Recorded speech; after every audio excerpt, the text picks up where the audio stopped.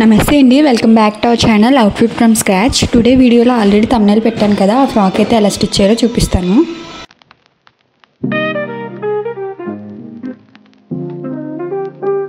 First lining cloth మీద అయితే measurement తీసుకోవాలండి. ఫస్ట్ 2 ఫోల్డ్స్ అయితే వేసుకొని దాని మీద యోక్ పార్ట్ అయితే నేను మెజర్మెంట్ చేసుకుంటున్నాను. నాకు యోక్ పార్ట్ ఫస్ట్ 13 సెంటీమీటర్స్ అయితే సరిపోతుంది. సో 30 సెంటీమీటర్స్కి మార్క్ చేసుకొని అండ్ నెక్ పార్ట్ వచ్చేసి 6.5 అండ్ ఆర్మ్ డౌన్ కూడా 6.5 అయితే తీసుకున్నాను. తర్వాత చెస్ట్ సైజ్ వచ్చి 30 సైజ్కి 4/4 చేసుకోవాలండి. 4 చేసుకుంటే మనకి 7.5 అలా వస్తుంది. నేను 7.5కి మార్క్ చేసుకున్నాను. తర్వాత ఒక కర్వ్ అనేది ఆర్మ్ దగ్గర తీసుకోవాలి. ఆ కర్వ్ మెజర్ చేసుకుంటే మనకి 7 అయితే రావాలంటే ఏదైతే మన ఒరిజినల్ ఆర్మ్ రౌండ్ ఉంటుందో అది రావాలన్నమాట. తర్వాత షోల్డర్ దగ్గర నేను 3 ఇంచెస్ మార్క్ చేసేసుకొని డైరెక్ట్ కిందకి నేను ఎంత కిందన డాట్ వేయడానికి అయితే మెజర్ చేసుకుంటున్నాను. మెజర్ చేసుకొని డాట్ అయితే మనకి అక్కడ బ్యాక్ డాట్ అయితే వేసుకోవడానికి మెజర్ చేసుకోవాలి. వేస్ట్ రౌండ్ అయితే మెజర్ చేసుకోవాలి. 28/4 చేసుకొని 7 ఇంచెస్ అయితే వస్తుంది. దానికి పైన చెస్ట్ రౌండ్ నుంచి ఆర్మ్ రౌండ్కి స్ట్రైట్గా లైన్స్ అయితే తీసుకోవాలి. ఇప్పుడు ఏదైతే వేస్ట్ ఉందో అక్కడ మనకి చిన్నగా 1 ఇంచ్ పైకి అయితే పెట్టుకొని రౌండ్గా కర్వ్ అయితే తీసుకోవాలి. అలా కర్వ్ తీసుకుంటే ఏంటంటే బాడీ హగ్గింగ్గా ఉంటుంది, అంటే మనకి పర్ఫెక్ట్ ఫిట్టింగ్ అనేది పైన యోక్ పార్ట్లో వస్తుంది అనమాట. ఇప్పుడు ఎలా మార్క్ చేసుకున్నాము సేమ్ అలాగే కట్ చేసుకోవాలి.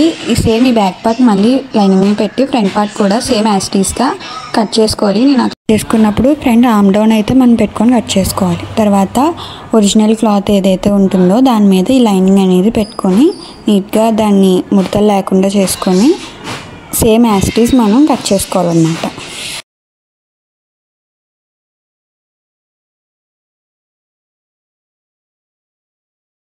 తర్వాత మిగిలిన ఫ్యాబ్రిక్ని 4 ఫోల్డ్స్ వేసుకొని ఇప్పుడు నేను చూపిస్తున్నట్టుగా ఇట్లాగా సమోసా ఫోల్డ్ అయితే వేసుకోవాలి. అలా వేసుకున్నప్పుడు మనకి అంబ్రిల్లా కట్ అనేది నీట్గా వస్తుంది అనమాట. అండ్ అలా వేసుకున్నప్పుడు మనం నీట్గా ఒక ముడత కూడా 4 ఫోల్డ్స్లో లేకుండా చూసుకొని అన్ని ముడతలు కరెక్ట్గా ఉన్నాయో లేదో చేసుకొని వేసుకోవాలి.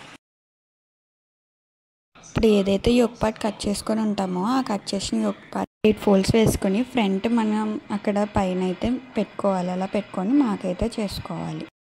అంబ్రిల్లా దగ్గర ఫిల్స్ రావాలనుకుంటే అంబ్రిల్లా మన ఒరిజినల్ మార్క్ కన్నా కొంచెం ఎక్స్ట్రా అయితే తీసుకోవాలి. సో అందుకే నేను 4 ఫోల్డ్స్ పెట్టుకొని మాకైతే చేసుకున్నాను, నాకు ఫ్రిల్స్ కావాలని చెప్పేసి. తర్వాత టోటల్ లెంత్ క్యాలిక్యులేట్ చేసుకొని దానికి ఇప్పుడు నేను చూపిస్తున్నట్టుగా అట్లా మార్క్ అయితే చేసుకోవాలి. అలా ఇప్పుడు టోటల్ లెంత్ మార్క్ చేసుకున్నప్పుడు 2 ఇంచెస్ ఎక్స్ట్రా మార్క్ చేసుకోండి, ఎందుకంటే అంబ్రిల్లా కట్ కాబట్టి మనకి ఎగుడు దిగుడు వస్తాయి. సో అలా వచ్చినప్పుడు ఈ 2 ఇంచెస్ అనేది మనం స్ట్రైట్గా చేసుకున్నప్పుడు పనికి వస్తుంది అనమాట. అప్పుడు లెవెల్ చేసుకునేటప్పుడు మనకి ఫ్రాక్ అనేది చిన్నగా అవ్వకుండా ఉంటుంది.